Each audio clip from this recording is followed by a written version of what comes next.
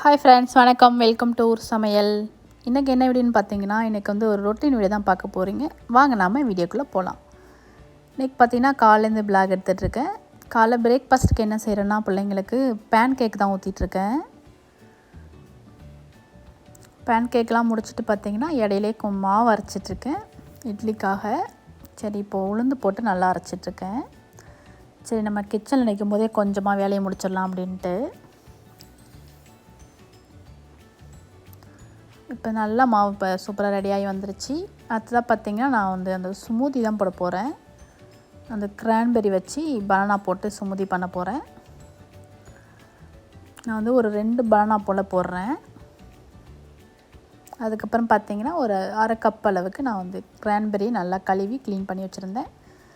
அதையும் போட்டுட்டேன். அடுத்ததாக பார்த்திங்கன்னா நமக்கு ஐஸ் க்யூப் வேணும் அப்படின்னா போட்டுக்கலாம். நான் வந்து கொஞ்சமாக போட்டிருக்கேன். இதெல்லாமே போட்டு நம்ம நல்லா நைஸாக அரைச்சி வச்சுக்கலாம். ரொம்ப டேஸ்ட்டாக இருக்கும். இதுக்கு பார்த்திங்கன்னா இனிப்புக்கு வந்து உங்களுக்கு வேணும் அப்படின்னா நீங்கள் ஹனி அந்த மாதிரி எது வேணாலும் சேர்த்துக்கலாம். சரி, நான் இன்றைக்கி அதெல்லாம் எதுவும் போடலை. சரி, இந்த இனிப்பே போதும் அப்படின்னு சொல்லிட்டு அது மட்டும் போட்டு அரைச்சிருக்கேன்.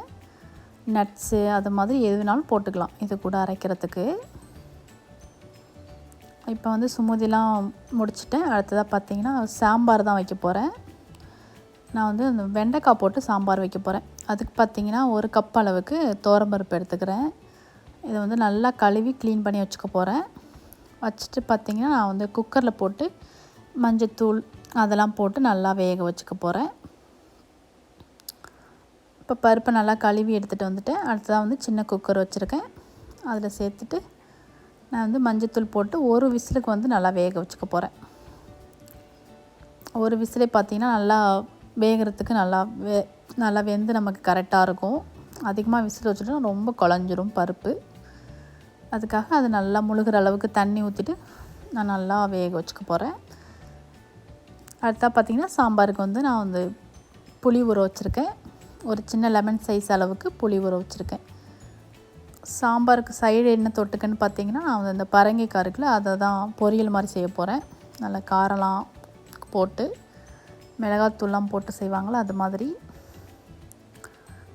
இது ஒரு பாதி போல் கட் பண்ணி வச்சுக்க போகிறேன். அடுத்தா பார்த்திங்கன்னா சாம்பார் வைக்கிறதுக்கு நான் வந்து வெண்டைக்காவை நல்லா கழுவி க்ளீன் பண்ணி வச்சுருக்கேன். அதை வந்து குட்டி குட்டியாக கட் பண்ணி வச்சுக்கிறேன். நம்ம பருப்பு வேகும் போது இந்த வேலையெல்லாம் பார்த்துடலாம் அப்படின்ட்டு டக்கு டக்குன்னு காயெல்லாம் இப்போ கட் பண்ணிகிட்ருக்கேன்.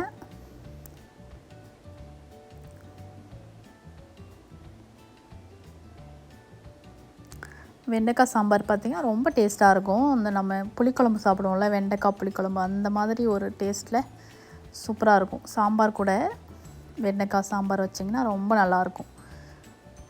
நான் வந்து வேறு எந்த காயும் போடாமல் வெறும் வெண்டைக்காய் மட்டும் போட்டு சாம்பார் வைக்கிறேன். அப்போ தான் நமக்கு அந்த ஒரிஜினல் டேஸ்ட்டு கிடைக்கும். செம்ம டேஸ்ட்டாக இருக்கும்.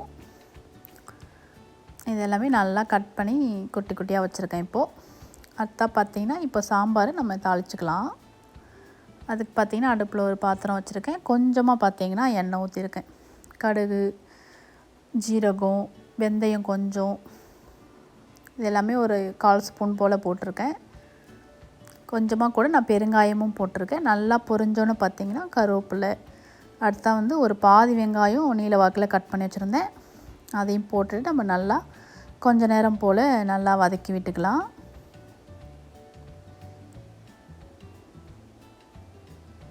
அந்த பக்கம் பருப்பு வச்சுருக்கேன், இந்த பக்கம் டக்கு டக்குன்னு இப்போ தாளித்து விட்டுறேன். இப்போ கொஞ்சம் நல்லா வதங்கணும்னு பார்த்தீங்கன்னா கட் பண்ண வெண்டைக்காயும் சேர்த்துக்கலாம். இது எல்லாமே போட்டு கொஞ்சம் நேரம் போல் ஒரு 5 நிமிஷம் போல் நல்லா வதக்கிக்கலாம். அந்த பிசு இல்லாத அளவுக்கு கொஞ்சம் நேரம் போல் வதக்கிக்கலாம். இப்போ கொஞ்சம் நேரம் போல் நல்லா வதங்கிடுச்சு. நான் வந்து ஒரு தக்காளி கட் பண்ணி வச்சுருந்தேன். அந்த தக்காளியும் போட்டு நல்லா வதக்கிக்க போகிறேன். வெண்டைக்காய் வதங்கணுன்னு தக்காளி போட்டுக்கலாம். அப்போ தான் வதங்க கொஞ்சம் ஈஸியாக இருக்கும். இப்போ கொஞ்சம் நல்லா தக்காளி வதங்குற அளவுக்கு நல்லா வதக்கி விட்டுக்கலாம். இப்போ பார்த்திங்கன்னா நல்லா வதங்கிடுச்சு. இந்த நேரத்தில் சாம்பார் பொடி வந்து ஒரு 2 ஸ்பூன் அளவுக்கு போட போகிறேன். சாம்பார் பொடி போட்டு கொஞ்சமாக பார்த்தீங்கன்னா தண்ணி ஊற்றிக்கலாம். தண்ணி ஊற்றிட்டு நம்ம மூடி வச்சு வேக வச்சுக்க போகிறோம். ஒரு 5 நிமிஷம் அளவுக்கு அந்த வெண்டைக்காய் வேகிற அளவுக்கு வேக வச்சுக்கலாம். நான் வந்து அரிசி கழுவின தண்ணி தான் ஊற்றிருக்கேன். நமக்கு சாம்பார் நல்லா டேஸ்ட்டாக வரும். மூடி வச்சுக்கலாம். ரொம்ப நேரம் வேக வச்சிடக்கூடாது. வெண்டைக்காவை ஒரு 5 நிமிஷம் வெந்தாலே நமக்கு கரெக்டாக இருக்கும். இப்போ பார்த்திங்கன்னா ஒரு 5 நிமிஷம் போல் நல்லா கொதிச்சிருச்சு. காயும் வெந்துருச்சு. அந்த மிளகாத்தூள் அந்த சாம்பார் பொடியில் உள்ள பச்சை வாசலாம் கூட நல்லா போயிடுச்சு. இந்த இடத்துல பார்த்திங்கன்னா கொஞ்சமாக புளி கரைச்சி வச்சுருந்தேன். அதையும் ஊற்றிட்டு நம்ம நல்லா மிக்ஸ் பண்ணிக்கலாம். இப்போ நம்ம உப்புலாம் போட்டுக்கலாம். தேவையான அளவு உப்பு போட்டுக்கலாம்.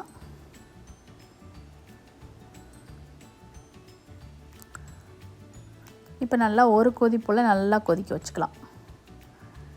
இப்போ பார்த்திங்கன்னா நல்லா கொதித்து வந்துருச்சு. அந்த நேரத்தில் நம்ம வேக வச்ச பருப்பை சேர்த்துக்க போகிறோம். கொஞ்சமாக கூட தண்ணி ஊற்றிக்கிறேன். நம்ம லாஸ்ட்டில் பருப்பு சேர்த்தோன்னா சாம்பார் செம வாசனையாக இருக்கும். ஒரு நல்ல டேஸ்ட் கிடைக்கும். இப்போ பார்த்திங்கன்னா நல்லா மிக்ஸ் கொடுத்துட்டேன். இதை நான் வந்து கொஞ்சம் நேரம் போல் கொதிக்க வச்சுட்டு கொஞ்சமாக கூட நான் என்ன செய்ய போகிறேன்னா நல்லா கொத்தமல்லி இலையை தூவிட்டு நல்லா மிக்ஸ் பண்ணிவிட்டு மூடி வச்சுக்க போகிறேன். அவ்வளோதான், நம்மளோட சாம்பார் சூப்பராக ரெடி ஆகிடுச்சு. புளி காரம் எல்லாமே செக் பண்ணிவிட்டு மூடி வச்சுருங்க. பத்தலை அப்படின்னா கூட நம்ம போட்டுக்கலாம். அடுத்தா பார்த்திங்கன்னா அந்த பரங்கிக்காய் தான் தாளிக்க போகிறேன். அதுக்கு பார்த்திங்கன்னா அடுப்பில் ஒரு கடாய் வச்சுருக்கேன். ஒரு 1/2 ஸ்பூன் போல் நான் வந்து கடுகு போட்டிருக்கேன். ஒரு 1/2 ஸ்பூன் அளவுக்கு சோம்பு, கூடவே பார்த்திங்கன்னா ஒரு ஸ்பூன் அளவுக்கு உளுத்தம்பருப்பும் போட போகிறேன். நமக்கு நல்லா டேஸ்ட்டாக இருக்கும். அது நமக்கு வாயில் கடிப்படும் போது கொஞ்சம் எக்ஸ்ட்ராவே போட்டிருக்கேன் உளுத்தம்பருப்பு. இதெல்லாம் நல்லா செவரட்டும். இப்போ நல்லா செவந்து நல்லா கடுகுலாம் கூட நல்லா பொரிஞ்சிருச்சு. இந்த நேரத்தில் கொஞ்சமாக கருவேப்பிலை, ஒரு பாதி வெங்காயம் போல் கட் பண்ணி வச்சுருந்தேன் பொடியாக, அதெல்லாமே போட்டுட்டு நம்ம நல்லா வதக்கி விட்டுக்கலாம். ரொம்ப நிமிஷத்தில் நமக்கு ரெடி ஆகிடும் இந்த பொரியல். ரொம்ப நேரமே நமக்கு டைமே எடுக்காது. இப்போ பார்த்திங்கன்னா நல்லா நம்ம கொஞ்சம் நேரம் போல் நல்லா வதக்கிட்டோம். இந்த நேரத்தில் நான் கட் பண்ணி வச்சுருந்தேன் அந்த பரங்கிக்காவை போட்டுக்கிறேன்.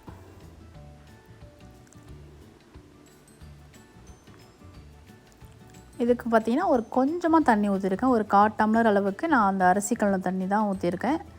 இதை நம்ம நல்லா மிக்ஸ் பண்ணிவிட்டு கொஞ்சம் நேரம் போல் மூடி வச்சுக்கலாம். ஒரு 5 நிமிஷம் அளவுக்கு மூடி வச்சு வேக வச்சுக்கலாம். நம்ம ரொம்ப நேரம் வேக வச்சோன்னா இது நல்லா அந்த காய் வந்து குழஞ்சிரும்.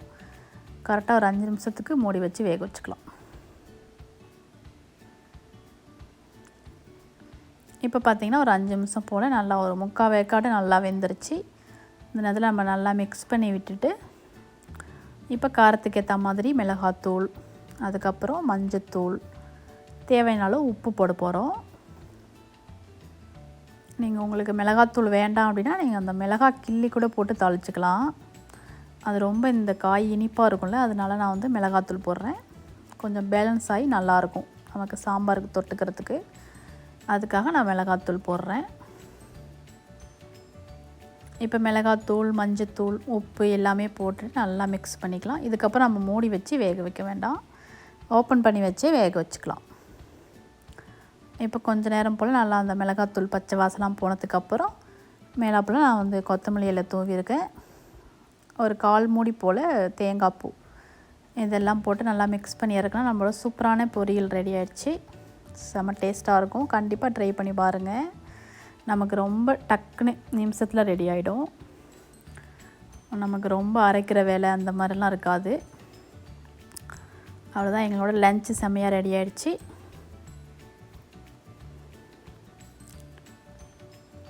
அடுத்ததாக பார்த்திங்கன்னா என் பையன் தான் சாப்பிட்ருக்கான். கண்டிப்பாக நீங்களும் உங்கள் வீட்டில் ட்ரை பண்ணி பாருங்கள். ரொம்ப சூப்பராக இருக்கும். இந்த வெண்டைக்காய் சாம்பார், அப்புறம் இந்த பம்ப்கின் பொரியல் ரொம்ப டேஸ்ட்டாக இருக்கும். உங்கள் வீட்டில் ட்ரை பண்ணி பாருங்கள். ட்ரை பண்ணி பார்த்துட்டு உங்களோட கமெண்ட்ஸை எனக்கு தெரியப்படுத்துங்க. மறக்காமல் அந்த வீடியோ பிடிச்சினா லைக் பண்ணுங்கள், ஷேர் பண்ணுங்கள், சப்ஸ்கிரைப் பண்ணுங்கள். பக்கத்தில் உள்ள பெல் பட்டனையும் கிளிக் பண்ணி வச்சுக்கோங்க. அப்போ தான் நாங்கள் ரெகுலராக போடுற வீடியோவை நீங்கள் மிஸ் பண்ணாமல் பார்க்கலாம். நன்றி, வணக்கம்.